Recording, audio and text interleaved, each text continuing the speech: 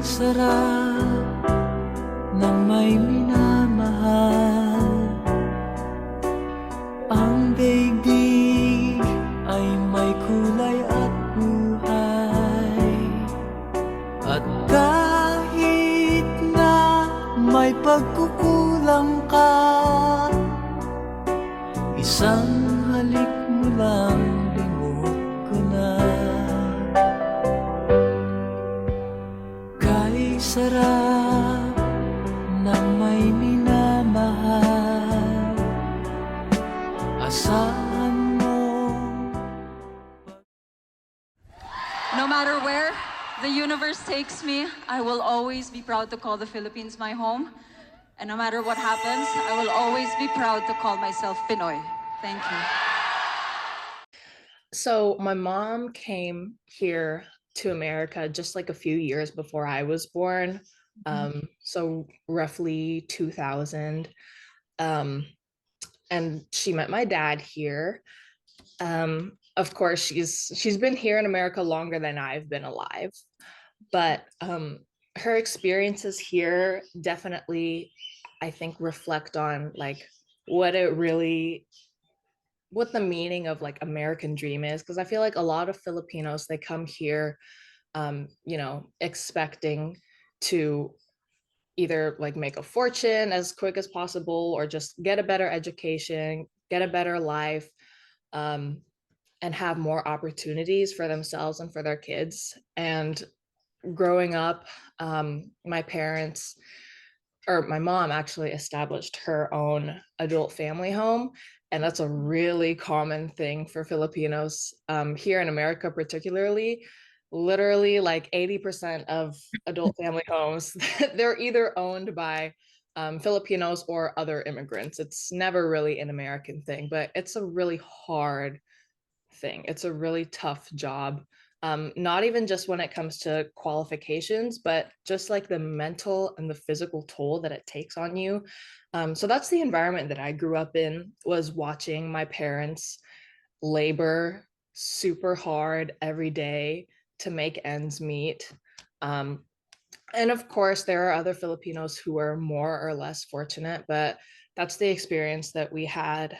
And especially now that they're getting older, it's tough to know where things are going to go from here, because being a caregiver is something that you can only do for so long before your own body starts to give up on you, because it is so physically demanding. So even though that's not necessarily the career that I want to go into, it still taught me a lot of things, like what my values are and how I view healthcare workers, Filipino immigrants, and the opportunities that they have here. And I definitely want to be of help wherever I can be. I think that for my mom especially, she's probably one of the most hardworking people that I know. She has shaped a lot of my pursuits and how I strive to be a good student. And I know that her success now has come as a product of her putting in true like grit and determination. And I think that in the beginnings of her medical career, especially when she wasn't living in Washington, she has experienced quite a bit of adversity due to her race. So because of the Filipino medical schooling, she didn't have to go to a 4-year college before getting her medical degree. It was sort of melded into a shorter period of time in her education. So when she came to her residency, she was younger than everybody else in her year. And actually, when my father and her met, she was his boss, despite being the fact that she was younger than him. And so when she was going into her residency, which can be some of the most like grueling years of a doctor's career, she was experiencing discrimination not only as a Filipino person, but also as a woman, as somebody who is younger, and as somebody who is an immigrant. And I think also surrounding Filipino women especially, there are very, very strong stereotypes about what a Filipino woman should look like. Oftentimes they're expected to focus a lot on their looks. They're expected to be quiet, demure, obedient, polite, and my mom was not interested in holding up any of these stereotypes throughout her medical career.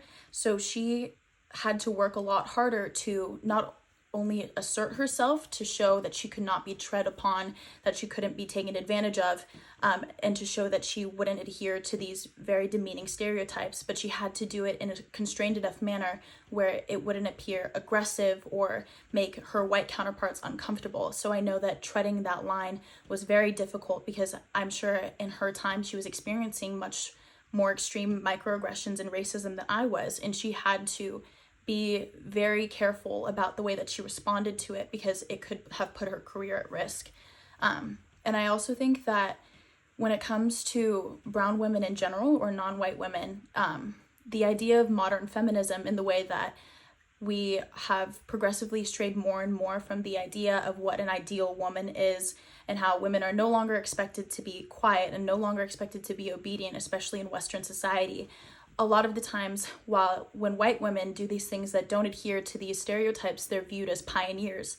But when brown women do it, sometimes they can be viewed as aggressive or crazy. And I know that that was something that my mom had to deal with a lot when she was in medical school, is to avoid this picture or being labeled as an aggressive or crazy or over assertive woman, especially because in medicine, Filipino women are often expected to become nurses.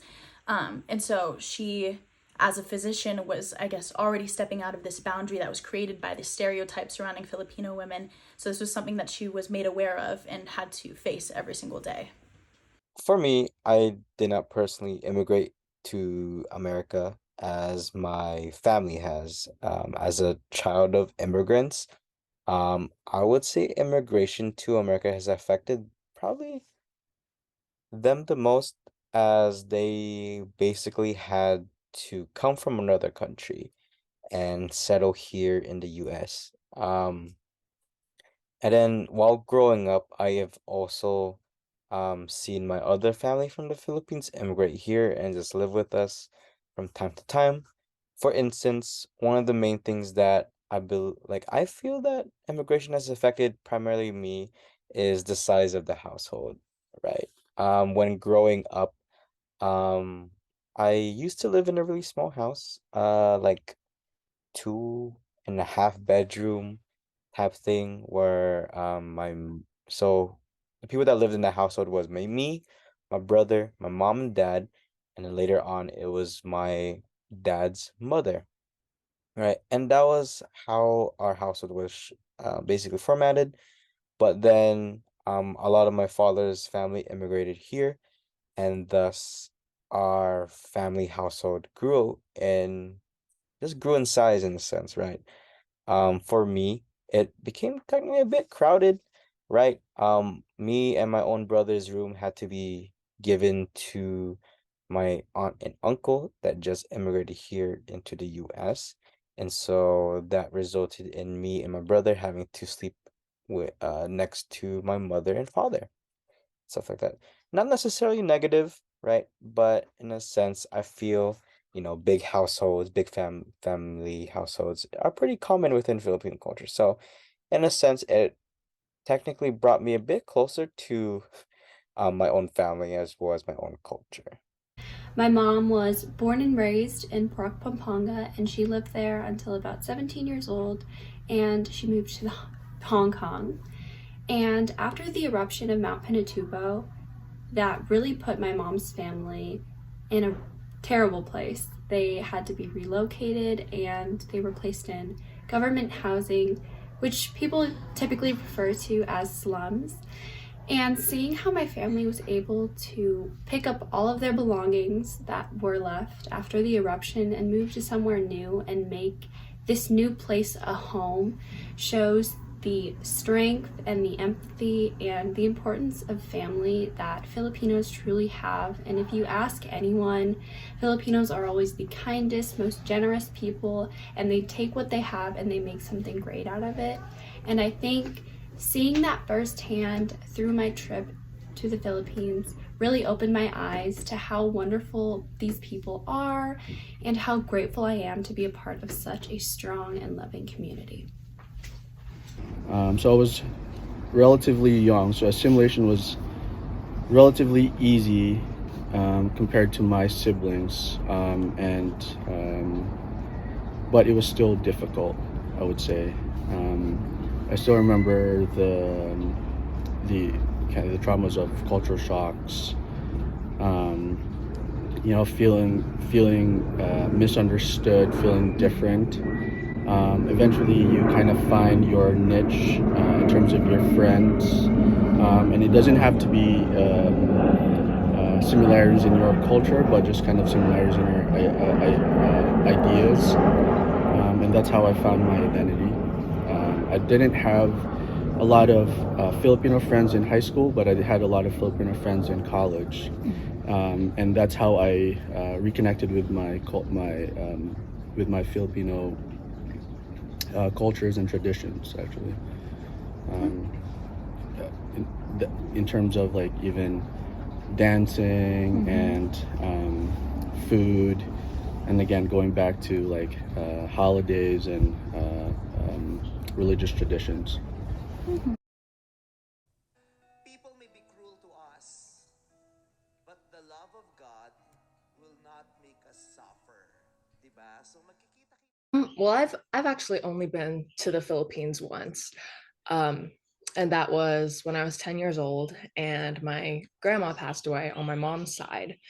And I think this is one of the first experiences that really like showed me the reality of what it's like to be an immigrant. Because I am not one and I've never had to deal with like being oppressed in that sense. But I was the only one in my immediate family who was able to go back home and see my grandma's funeral and be part of that, you know, letting her body to rest. My mom, who, of course, that was her mom. She didn't get to have that experience. She didn't even get to say bye to her own mother. Um, because she didn't have the security of knowing that she would be able to come back to America where her kids were and where her job is. So that was the first experience I think that really clicked in my mind. And I was like, oh my God, what do you mean I have to go by myself? Like, I've never even been there before.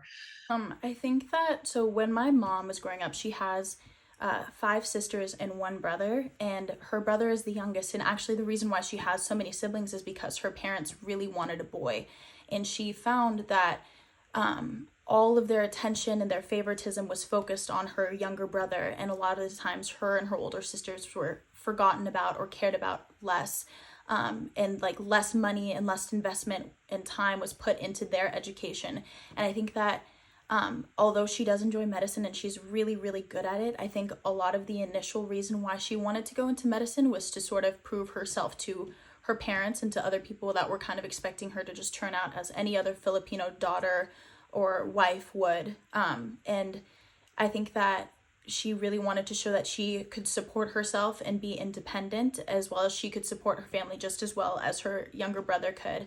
And I think that really did shape her pursuits in medicine. So I think that there's a lot of misunderstanding of Filipinos as being just followers. I think that we can be perceived as not necessarily leaders in organizations, maybe even weak. Especially, I mean, I think that a lot of minorities kind of feel the same way, and I think that that's not necessarily a unique experience for Filipinos. You know, I think that Filipinos are also perceived as a group of people that would probably just belong to lower paying jobs and kind of just stick to that.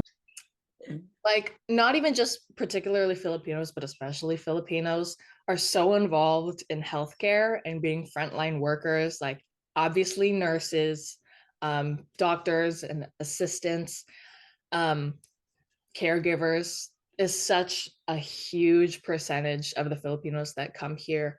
And a lot of the times we do the jobs that other people don't want to do. And I feel like that can go for pretty much every other ethnic group, every other nation of people that migrates here to America, they end up doing the jobs that other like natural born Americans don't want to do, like the really hard work, like 12-hour shifts, you're sweating, you're bleeding. They're not like glamorous jobs, you know, where you get to sit in a nice, clean office. Like maids. And you've probably noticed like at every hotel, the vast majority of housemaids are people of color and they're immigrants. And a lot of the times they don't know a lot of English. So that alone, I think, says a lot about immigrants and how much of an impact that we make on everyone's lives, especially if you want a luxurious experience, you're still relying on immigrants to help that. Like if you're staying at a nice resort, someone who is an immigrant is going to be part of that experience, you know. So it's a lot of the jobs that people don't want to do that immigrants take care of. For a lot of people, not just even for Filipino immigrants, but for immigrants of all over the world, I feel that specifically Americans believe that immigrants are like less educated than people within America. In reality, a lot of immigrants come from different backgrounds of different educational backgrounds. A lot of them have master's degrees or or like bachelor's degrees, right? A specific example would be one of my grandmas. She graduated from the University of the Philippines, I believe, with a bachelor's degree in microbiology, right? Um, and over there, I believe she worked at a lab of some sorts, studying like cancer cells or something like that, right? Back in the day, right? But then when they came here into the US and into North America, because they live in Canada now, right? They were seen as less than because of their thick accents, right? And because they're not able to get jobs because here's a little history fact, right? The US technically does not accept college degrees from the Philippines for some reason. They don't think it's transferable for some reason.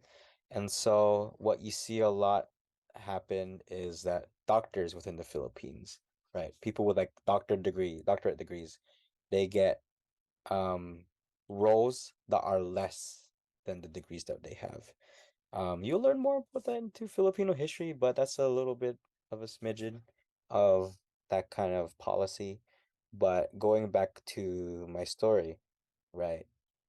When they moved here, they were not offered jobs because they think of the lack of education, but they don't really see the actual like smartness, I guess, right, within immigrants because they only see them or they only see them through, you know, what they see, the accent, the color of their skin, right? And of course, embracing also the Bayanihan spirit, helping each other out, and caring for each other, and then establishing good values. It's pretty ridiculous, honestly, knowing that people come here to be part of the workforce and they contribute so much, but they can barely get a doctor's appointment. Or when something bad happens to them, their first thought is just to keep on working because they don't want to burden their family with, how expensive it can be, even for the most simple things like having a cold or needing to go to the dentist. That's something that I really, really think needs to change. And in general, I feel like if there was a way to establish some sort of like community to bring together immigrants, like um, the people themselves actually supporting each other and being able to guide each other through their own experiences, because I know that like the government aspect is really, really important. like what policies are in place, but also if we're not supporting each other and if immigrants aren't sharing their own stories and helping other immigrants, that we can't really make the progress that needs to be made, you know.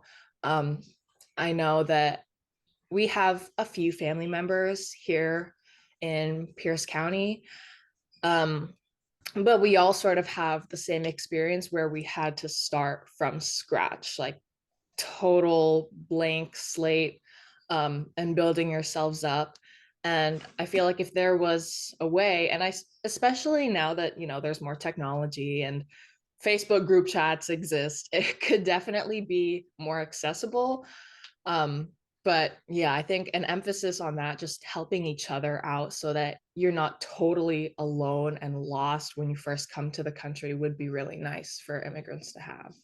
Immigration definitely made me stronger. I feel like the struggles of immigration makes you, forces you to either kind of go both ways, right? Either succumb to it or kind of push through it. And I think a lot or everybody in my family kind of pushed through it. Specifically, I think that, you know, being different made me feel like I need to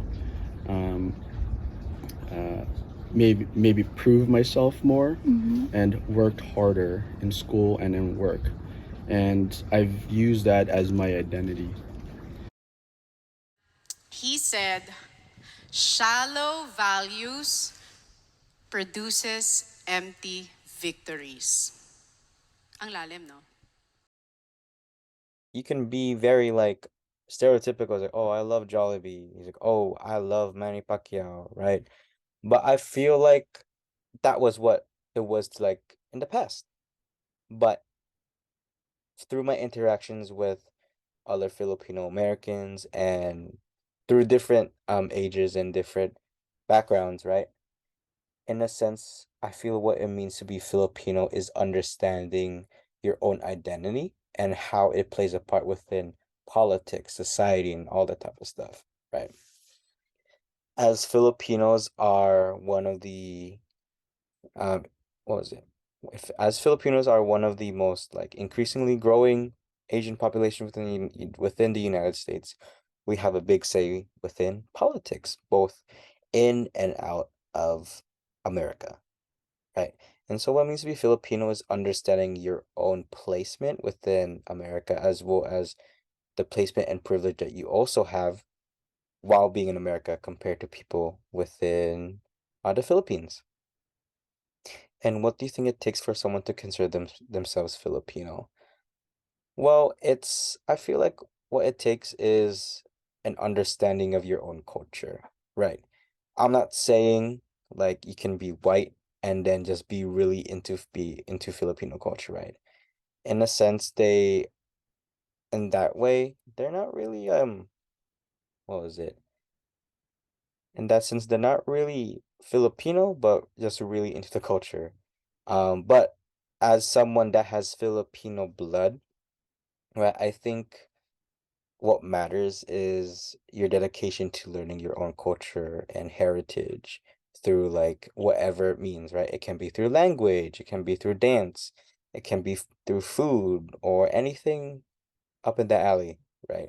But what I think is just what it takes to be Filipino and to consider themselves Filipino is the basically want to learn about yourself and your own family and blood and stuff like that. In general, I think your own like identity and connection to your culture can be a really personal thing. But at the same time, like there is a huge community aspect. So I feel like there should be some sort of balance between um, letting people have privacy when it comes to whatever their background is and why they feel like they're connected to their culture, because there can be a lot of traumatic experiences that come with whatever generation that they're raised in. You know, the generational trauma that a lot of people, regardless of whether you're full Filipino or half Filipino, if you're mixed with Black or you're Latino, everyone has sort of their own experiences in that kind of regard. So privacy should definitely be a part of it. But of course, kind of like what I said earlier, I know that I have a certain privilege when it comes to both how I look, because Filipinos, more so in the Philippines, they're kind of, I guess, known for colorism. Like if you see all of the actors, all of the singers, everyone is promoting white skin. And that is something that's really, really hard to reverse. But I feel like as long as you're aware of that and you try to contribute to that change, and you're not just like taking advantage of it, um, and of course, knowing that regardless of how light you are or how dark you are still beautiful, that is really the value that you should be worried about, that other people should be worried about. And just in general, I feel like as long as you have an interest and a love for the people of the Philippines, and learning about the culture, you don't have to be fluent in Tagalog. You don't have to eat the food every day. A lot of that stuff is not even in your control. But I think just as long as you're trying to be involved, that's really important. And I think that makes you a Filipino. So I actually didn't grow up super close to my Filipino heritage, mainly because my family, my Filipino family, is very spread out across the states, and then some is still in the Philippines. But regardless of this, I felt that they have really positively shaped my morals and my values as well as my pursuits. They've always been super supportive of me pursuing academia, and I've also just followed in their example and learned to value putting your family first and just the ideas of being generous and empathetic and hospitable. So I'm really grateful that I had that influence on me growing up, as well as for my little sister. To be Filipino is to be very adaptable, right? We're very good at kind of merging into other different cultures, but I think one unique quality that we have is our sense of community, our ability to kind of just take people in, and make them feel like they're part of family, even though they are very distant or not even closely related. And hospitality, that sense of making someone feel like they are welcomed or loved. That to me is a very unique Filipino trait. Because there's a lot of things that like Filipino culture can kind of share with other cultures, like dancing can be shared with like Latin culture, food can be shared with Latin culture, some of our food can be shared with like East Asian cultures, so it's hard to really identify that as Filipino, right? But I think what makes us different is our sense of community, our hospitality. In my opinion, we are living in the new age of enlightenment. This is the best time for exploration. This is the best time for discovery, observation, and provocation. This is also the best time to challenge prejudicial, discriminatory, cultural common beliefs.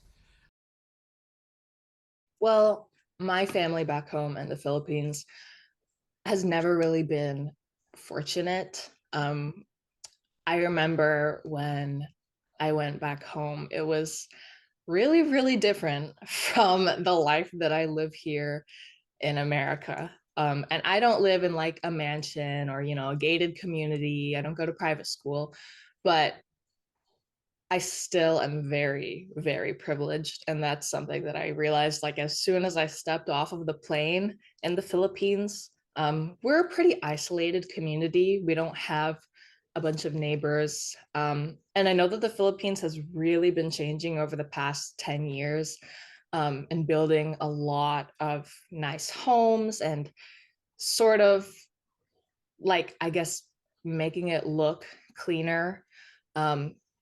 I think a lot of people view not only the Philippines, but a lot of foreign countries as like dirty, or everyone there is poor, everyone there is starving, and that's a really crazy view to have. But my family has definitely experienced part of that stereotype. We have definitely been part of it, because we are on a really poor farm in Nueva Ecija. And that experience and just seeing that firsthand definitely impacted me, not just in the time that I was there, but I think moving forward.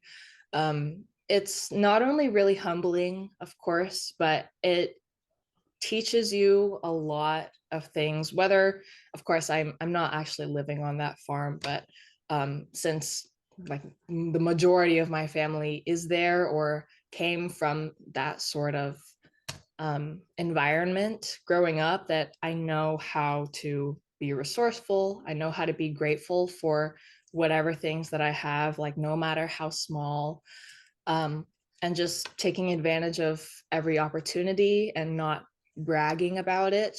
I think that's something that's really deeply rooted, not just in my family, but Filipino culture overall.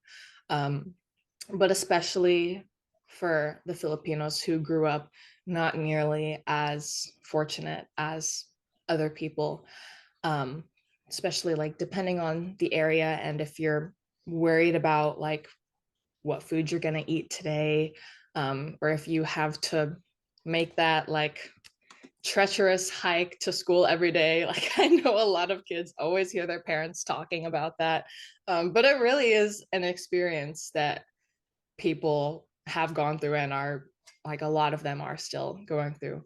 But just that knowledge, even though I'm not the one living there, has really impacted me, because I know that we need to be like grateful for what we have. We don't really have the luxury of being picky or choosy about the luxuries that we have, even like the day-to-day things. After visiting the Philippines 5 years ago, I did have the opportunity of going into a primary school with a 10-year-old girl named Calix, and it really opened my eyes to the lack of supplies that not just primary schools, but schools in general throughout Proc Pampanga did not have. And I discussed with my mom, who has a cousin who is a teacher at a primary school outside of the Proc Pampanga area, but was very willing to help me. And as a STEM lover myself, especially in science and math, I knew I could do something because I was passionate about not only STEM, but the people I was helping, because they were my people and they were my family and they were my friends.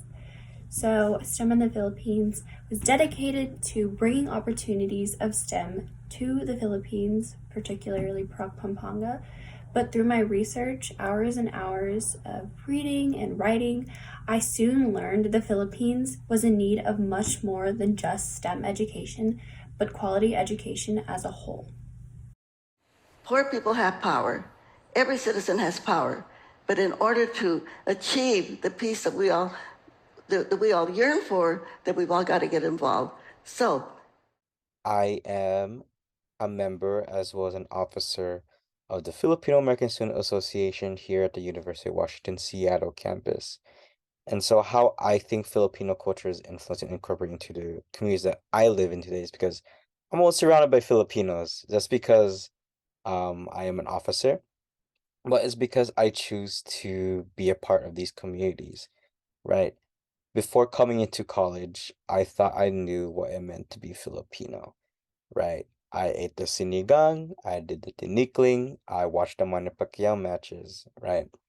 But once I came into university and when I joined FASA, I learned a lot more about what it meant to be Filipino.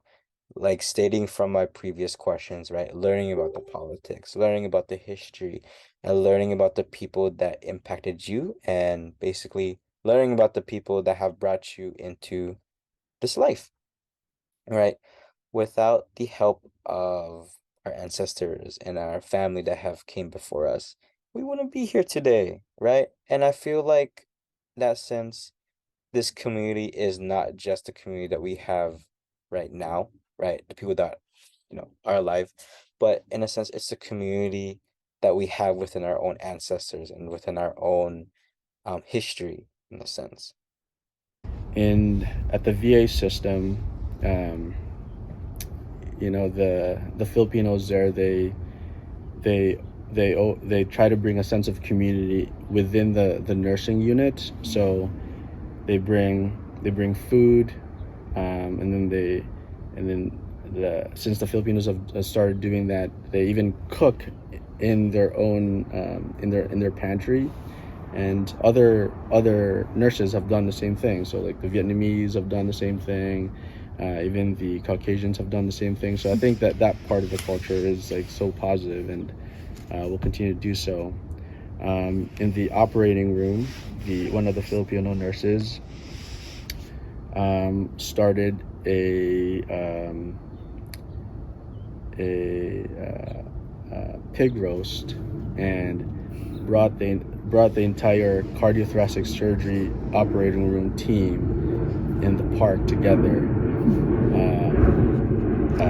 And that was the first time that's ever happened. And I think that demonstrates exactly what Filipino culture to me is. In my experience, it's largely like the elder population who kind of like takes charge when it comes to involvement in the community. We're kind of like pulling in the youth slowly but surely, but it's really all about the willingness to be part of it. And that's also something that I think could improve, especially when the population isn't as strong. There has to be a lot of personal will to actually learn about the culture and be involved. So it's really dependent on your experiences and how you were raised and how interested you actually are in Filipino culture. Because of course, we already know that Filipinos have made their way into like every other race. Like I have friends who are half Filipino, half Black. Of course, I am Filipino and white. And then there's like chinitas, like mixed with Chinese, or literally every ethnicity that you could possibly think of. So I think that's really, really cool.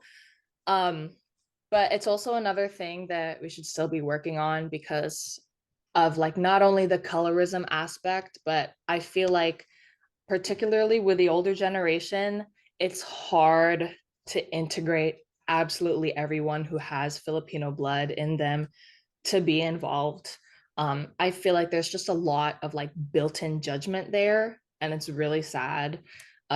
Which is why I think it's really important for the young people to be the ones taking charge and like inviting each other in. But yeah, I would say that we still have a long way to go. But I'm excited to see like what the future has for us and how the younger generations can be the one to make the differences moving forward.